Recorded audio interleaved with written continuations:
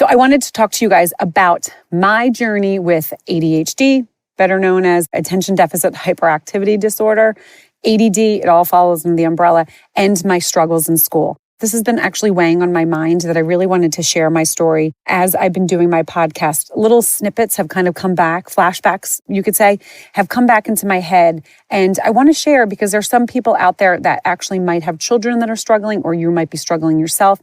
And you might be able to relate with a little bit and kind of give you peace and some things that helped me through my journey. So my quote today is actually something that I came up with. It's not really a quote. It's maybe a little bit of a preach, but God gave you strengths and weaknesses for a reason. And as a child, it's really hard to understand why. But when you become an adult and you look back and see, okay, I see why he made me this way. And I have to say, certain things that I struggled with as a child, I probably would not embrace, but I know it has made me and shaped me to be the adult that I am today and have compassion and understanding for other people that might be going through the same thing. So I, thank God for actually how he made me. And if you don't believe in God, how the universe made you, but you are made for a specific reason. Mom, excuse me, Mom. Mom, excuse me. Mom, excuse me, Mom. Welcome to Next Stop Crazy Town. This is Juliette Hahn, and I am the host of this weekly pod. I'm going to be sharing with you guys a little glimpse of my crazy world. I'm a mom of 3, and I have 2 crazy boxer dogs. I will have guests some weeks, and some weeks it will just be me, but I will always be talking about uncomfortable things that have happened to me before motherhood or during motherhood. I just want you to know that you are not alone in this crazy world. Things happen that people don't like to talk about. But guess what? I do. I cannot wait for you guys to join me every week just to get a little laugh. So I'm going to start with, I was a really happy, energetic, free-spirited child. The stories that my family tells, from relatives to my parents, is that I never stopped. I never stopped talking. The second I could start talking, I talked and talked and talked. I was always on the move. I crawled out of my crib before I could walk. I climbed up on the refrigerator early on in my toddler years. My mom was in the other room, came in, and I was on top of the refrigerator. I would open cabinets and figured out a way to get up there. I thought it was the best thing ever. I picked up my sister when I was probably 2. She was sleeping in the other room. My mom was doing laundry right, around the corner, but I picked her up really quietly and brought her in as a newborn. I ran into an elevator when the rest of the family was waiting. The doors closed. I waved. I just was always on the go, but I was a really happy kid. And my relatives will always say, I was always entertaining, always performing for them, doing something silly, doing something happy. So those are the memories that I have as a child. And then when you go to school, okay, so I guess my first memory of realizing I learned different was in 4th grade. And I'm sure it happens before, but my first vivid memory, I was in 4th grade and I went to Baker School. I grew up in a town called Morristown, Moorestown. People mistake it with Morristown. I grew up outside of Philly, not outside of New York. And it was a affluent town, a town that a lot of people had a lot of strength. So, it was a successful town. So the kids were successful. Most kids that I knew, my circle of friends, did not struggle in school. They were good athletes. I was a good athlete, but I really struggled in school. So sitting in 4th grade, and there was probably 20 of us, and I'll never forget it. The kids were all picked to go into gifted and talented. And they went into a separate room with a separate teacher, and they learned all these really cool things. I remember them coming in afterwards and talking about it. So myself and another classmate, his name was Rodney, I'm going to leave his last name out of it, we went to help us read better. So the rest of my class, the rest of my friends, all went to this really fun thing that they would all be so hyped about when they came. And I went to a separate room and read with, and I'm going to leave her name out as well, but her name was Dr. P. She had crazy curly, tight, this was in the 80s, so tight curls, almost like a football helmet, but like a mullet, like a football mullet of curls. She had the saggiest boobs and a large butt. And the reason why I tell you is because I want you to picture this. So, I'm 10 or 11, and I'm sitting with Rodney, who was a fun jokester. He used to get into a lot of trouble in school. I was the one that always talked. So I always had to sit in the front of the room. I couldn't sit with my friends because I would always talk and distract people. But he was a little bit naughty. So he would do naughty things, but just a really good, fun kid. And we would have to sit there and read The Blue Dolphin. I remember it very vividly. And every time Dr. P would read, so she would read and then we would have to read back what we read, and we, would have to like work on the sentences. And I just remember it being a real struggle. Like, it was not easy for me. So Rodney had this long hair. He always had it in these little braids. And his thing was he would take his eyelids and flip them. Okay. And he had really dark skin. So when he flipped his eyelids, they were like so red. It was like a really cool sight. But he would do this to like freak people out. I didn't get freaked out, but I would laugh hysterical. So every time Dr. P would look down to read, he would look at me, flip his eyelids, and make this crazy face. I would laugh. She would yell at me for laughing, and we would like giggle and, whatever. So, you guys have to focus. Look at this. Tell me what this says. I mean, I can't tell you how many times teachers would tell me I had to focus more. I had to focus more. I had to pay attention. So this was my earliest memory. And I remember just being like, ugh, and my friends being like, where do you go? We all go over here. Why aren't you with us? And I was like, I don't know. I guess I'm, and when you're that age, I guess I said I struggled in school. I don't really remember what I said. I'm sure I made a joke of it because that's kind of how as I got older, I kind of coped. So that was my earliest memory of realizing that I was different in school than my friends. And I had a lot of friends, and as I said, they did not struggle at all. Now, coming from a family, you guys know I'm one of 5. So there's 5 of us. And my older sister had learning disabilities, really struggled in school. And then I have a sister that's adopted that came when she was 3 from Korea. And she was a great student. And then there was myself. My younger sister struggled a bit, but not as much. And then my brother didn't really struggle in school. So my mom was in education. She was a kindergarten teacher, but she was in education for many years. She was super supportive and really understanding. So I never really felt like, even as I think about it, I never really felt bad about myself to the, like, where I felt like I was getting pressure. Like, my mom really helped. Any teacher that my older sister had that wasn't a match, she made sure we didn't have it. She was an advocate for us, and she was really supportive and just, was really there for us. So we always knew we could go and ask her for help if we needed help, and we could go and complain to her and be, if we were upset.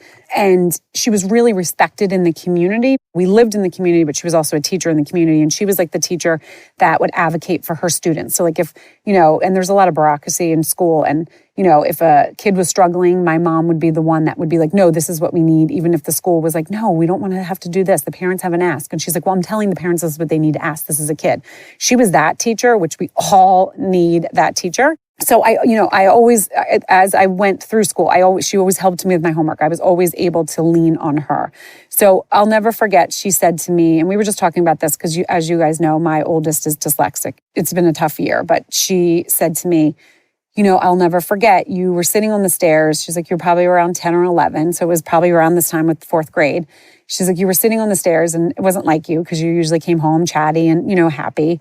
And I said to you, what's wrong? And you said, I'm just glad that God made me stupid on the inside and not the outside.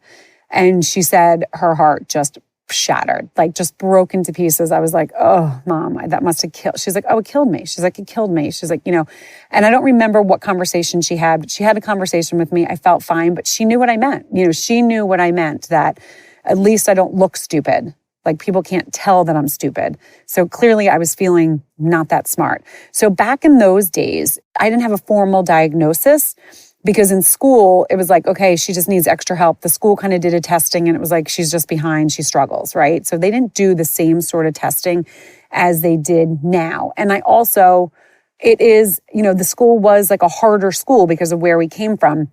So it was like, oh, she's just a little bit behind. And so I never had a true diagnosis per se. And then I'll explain to you when that happened. So fast forward to like middle school or 9th or 10th grade. I don't completely remember. I remember I had a really great English teacher in, I believe it was 9th grade.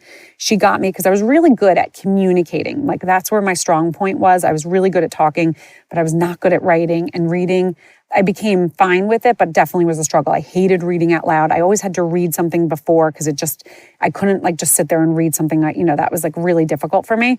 And if someone called to me, I would get like frozen up. So it was like 8th, 9th, or 10th grade, around there. And you guys heard, if you've listened to my Big Picture Thinking podcast with Danny, I talk about this, but I had an English teacher. I remember I was sitting next to the window. So I was to the left. I was like in the front seat, and she called on me. And she was a really strict, mean teacher. She had this big birthmark on her face, and she was nasty. She just was really short and like would just call you out on things, and just it was really uncomfortable. And it was the beginning of the year. I do kind of remember that. And she called on me to read out loud, and I was like, oh my gosh. So again, I stumble over my sentences, like my words. It was really hard for me because usually I would read something ahead of time before, just in case I was called on, but she called on me first. And so I didn't get a chance to do that. And the word public came up, and I said pubic. And still, to my knowledge, it's still spelled that way. But I remember saying pubic and the class giggling and her going, what are you, retarded? Come on, read. And I jumped up and said, what are you, a bitch? And I ran out and ran to the vice principal's office, who I had a relationship with. So that's why I think it might have been 8th grade, because I was there for a couple of years. And it wasn't like my first year of high school, but maybe it was my second year.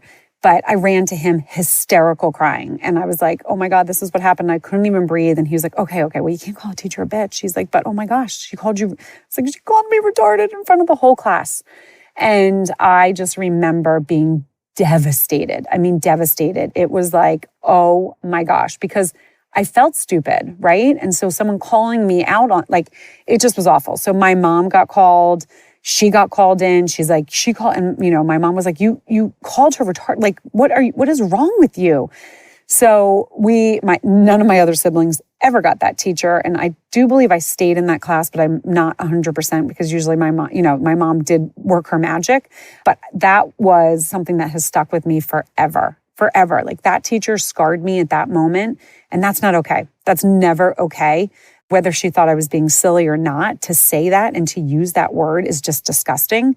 But that scarred me. That made me even more kind of go into my shell with school and not ask questions and not call out. So she kind of, really did a scar. So then let's go. So as I said, I was like a C student. Sometimes I failed a class. Sometimes I got a D. Sometimes I squeaked out a B. But I was like, probably a solid C student, but I had to work my ass off to get there. So I had a guidance counselor tell me that I wasn't going to go to college. My mom just being like, okay, like calling her up and be like, why would you say that? And she's like, well, she's got to work harder. I'm trying to encourage her. And she's like, she struggles in school. You can't say that to someone, right? So I had that. I remember being like, okay, great, thanks. Now, I was a really good athlete, okay? So we had really strong sports in our town. We used to win state champions. I played field hockey and lacrosse. I was always, I started. I was a high scorer. I was really talented. And I have to say, out of my group of friends that were really good students and really good athletes, I was just as good or better athletically. So I got a lot of my confidence there. Okay. So I got a lot of confidence from being a good athlete. Knowing that I wasn't good in school, I kind of became like a little bit more of a jokester and would, say things like, oh, failed another test, way to go. Even though it kind of hurt, but I kind of just pushed it as the jokester. But I really shined on the athletic field. So people knew me for that. And I had a lot of friends. So it was like, I just knew that I had strengths and weaknesses. And I was taught in my house, from my parents from an early age, we all have strengths, we all have weaknesses, right? My sophomore year, I got a letter from Harvard. Yep, Harvard, saying they wanted to recruit me for field hockey. They needed to see my transcript. And I remember saying to my mom, I can't send them my transcript. They're going to be like, okay. So I wrote the coach a nice letter and I said, listen, I struggle in school. It's not my strong point. And she's like, come on, just get your grades up. We really want to recruit you. And I said, okay, I'll work on it. And I remember, I think I even framed the letter. It was pretty cool. But I also kind of knew I was not going to be going to Harvard because I was not going to be able to get into Harvard, which is kind of a kick in the pants. It's like, oh my gosh, okay. So at one point of my life, I was being highly recruited by like the top schools, but my grades were so bad. And especially as a developing teenager, like what that kind of does, it's a little bit of a mind fuck, to be honest. And, I continued with school, continued to struggle. Now we were going to go into starting taking SATs. So I did get a little bit more of a classification. And again, my mom knew I struggled. We had gone outside. I don't think we went outside for testing, but the school always tested. So I did get some support. And now I just asked for extra. So I got like untimed tests and stuff like that. So I could take SATs untimed. And now I'm like junior year and University of Maryland is recruiting me for lacrosse. And I had to get a certain SAT. So that was like junior, beginning of senior year, where I had like some of my friends going already to like Ivy Leagues. I had friends that were getting highly recruited to really top schools, Penn State for sports, getting, scholarships. And because their grades were so good, I also had friends that were like, on the honor roll every quarter, whatever, every quarter. And then there was me, failing some classes like algebra and Latin to not even being able to go to algebra 2 because I couldn't pass algebra 1, but then finally got it and went into geometry. Science was really a struggle for me. English, just writing because I couldn't spell. So, now I had more of a diagnosis. So it was a little bit more specific, and it was visual motor integration. So like back in those days, it wasn't like dyslexia or other learning disabilities. It was kind of like visual motor or audio or like memory issues, stuff like that. That's kind of how the LDs were put into your IEP, which I did not have an IEP. I had like a 504. So that's where like I got the untimed test and all those things. So I took the SATs probably, and I might be exaggerating, but I feel like I took them 25 times. My best score was on the one that I did not take untimed, but I couldn't get my SAT scores high enough to go to a Division I school. So I'm getting highly recruited by University of Maryland. They wanted to give me money for lacrosse, and I couldn't get my SATs to the number. They were like, your grades, you're a C student, we can work with that. You would obviously come in with academic support, help, but you have to get your SATs up. And I couldn't. I took it untimed. I took it timed. I did it every weekend. I did it in a class where I had to like have earphones on and listen. I had it read to me. We tried absolutely everything, and I couldn't get my SATs. And I think I was 1 or 2 points off. Okay. So again, think about a high school student, teenage mind, a school that I really was desperately wanting to do it because they had one of the top lacrosse programs. And I couldn't get my SATs up to be able to go there. So they're like, okay, listen, we can accept you into Essex, which was their community college. You could go there for 2 years. We'll redshirt you, and then we'll bring you in once you get your grades up. That's how we'll get around the SATs. And I remember having the conversation with my mom, and my mom being like, I think it's too big of a school. I don't know that you're going to get the support. I really don't want you to go to community college. I just want you to go to a regular 4-year school. I'm just nervous. She probably didn't say it in those words, but I knew like she didn't want me to like go to a community college and then just not go. She really wanted me to get my 4-year diploma. So at that same time, I started applying to Division III schools, and I got accepted into Rowan University, which was Glassboro State. Henry Rowan gave them $100 million for an engineering program when I was there. So it turned into, I graduated from Rowan University.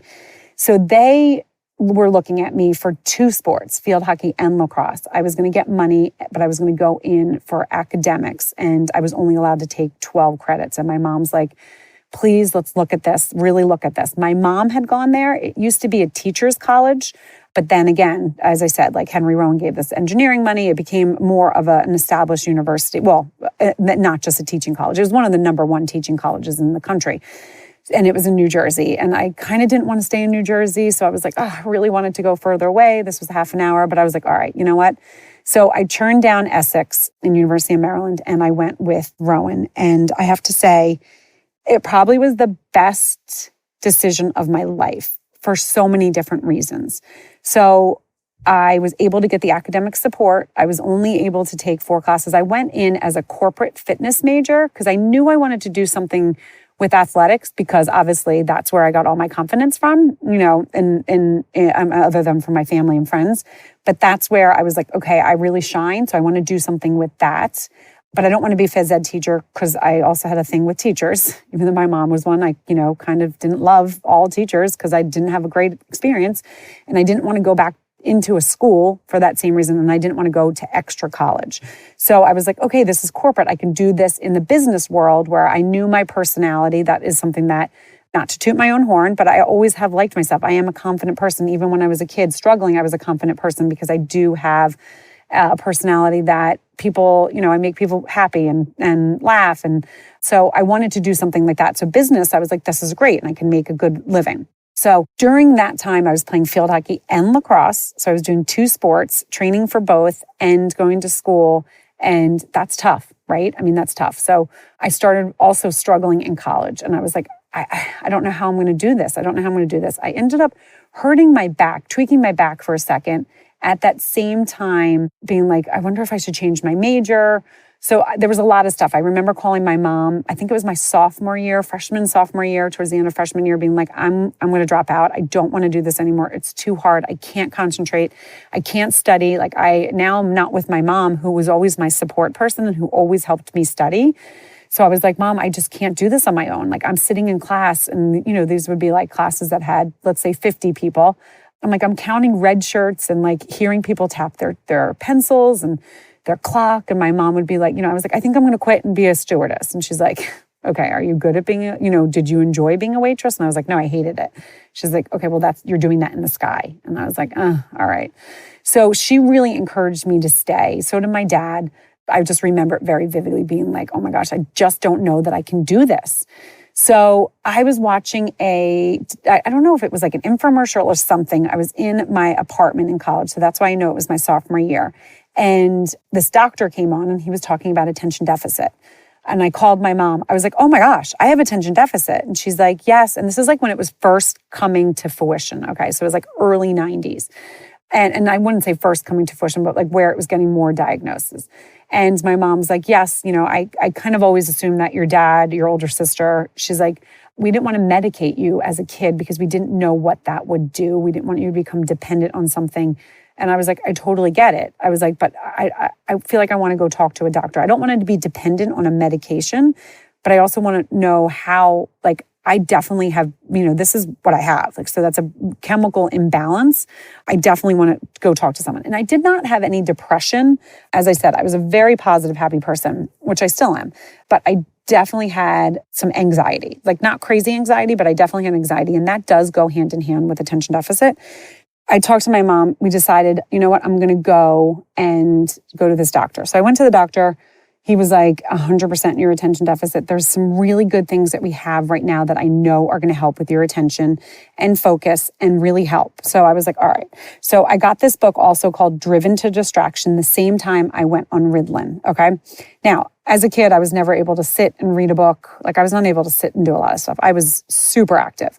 So I got this book and I started reading it at the same time I got diagnosed, the same time I started Ritalin. Now, Ritalin, I remember the first time I took it, I was in my kitchen in my college apartment with my roommates. And I basically went like I was on speed. It was insane. And then I settled down and then I could feel it leave my body. And I was like, absolutely not. I was like, I cannot take something like this. This is insane. This is crazy. So quickly I talked to the doctor. I was like, I don't like that. So he's like, okay, so we tried something else. So we tried something called Adderall, which is an amphetamine. It's got 4 salts and there was like 2 for inattentive, 1 for focus. I guess maybe that's the same thing, but 1 also for like depression or anxiety. Okay. Or the 2 salts for that. Maybe it was 2 inattentive salts and 2 for like moods, like depression and anxiety.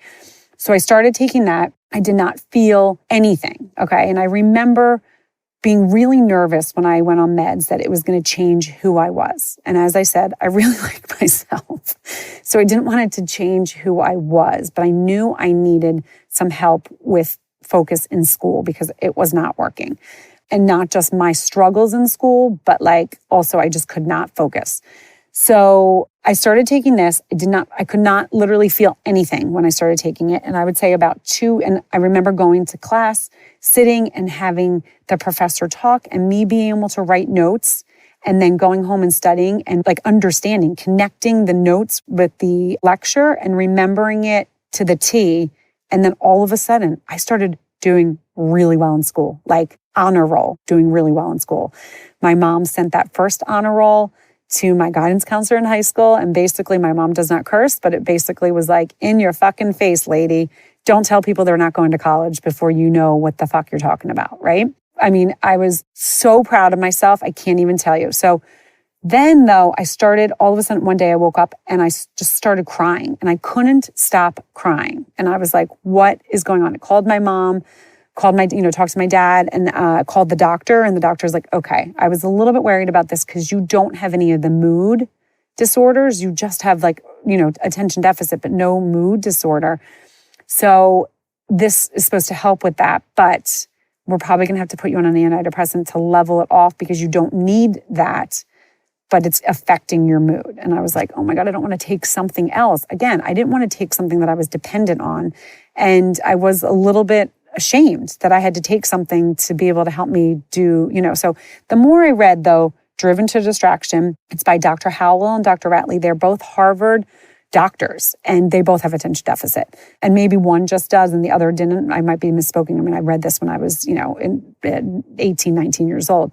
And I just remember being like, I love having attention deficit. This is my superpower. This is my fucking superpower. The more I learned about it, my dad was like, oh my God, I think I have this. My mom's like, 100%, honey, you have this. My older sister was diagnosed. My dad was diagnosed. My dad and I would go to conferences. It was actually a great bonding experience for my dad and I.